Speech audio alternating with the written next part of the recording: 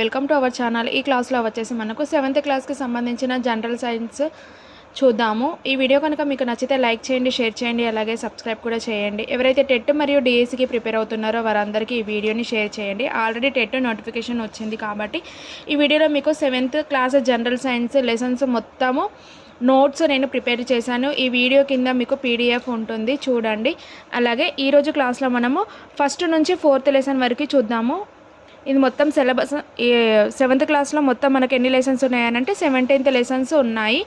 దీంట్లో first lesson వచ్చేసి మనకు ఆహారంలోని అంశాలు, సెకండ్ ఆమ్లాలు, క్షారాలు, 3 జంతుదారాలు మరియు పట్టు ఉన్ని అనేది ఉంది. 4th వన్ వచ్చేసి చలనం, కాలం అనే లెసన్స్ గురించి చూద్దాము. అలాగే ఫస్ట్ లెసన్ వచ్చేసి మనకి ఏంటిది అంటే ఆహారంలోని అంశాలు.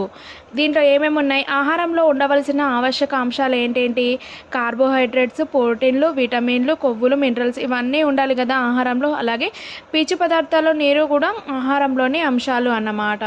అలాగే పిండి పదార్థం నిర్ధారించే పరీక్ష ఏంటేంటి చూడండి. పరీక్షణాళికలో కొంచెం ఆహార పదార్థం తీసుకొని దానికి కొన్ని చుక్కల సజల అయోడిన్ ద్రావణం కలిపితే అది ముదురు నీలి రంగులోకి మారుతుందన్నమాట. పిండి పదార్థం ఏంటి పరీక్ష, ఆహార పరీక్షణాళికలో కొంచెం సజల అయోడిన్ ద్రావణం తీసుకుంటే అది ఏ కలర్లోకి మారుతుంది, ముదురు నీలి రంగులోకి మారుతుంది.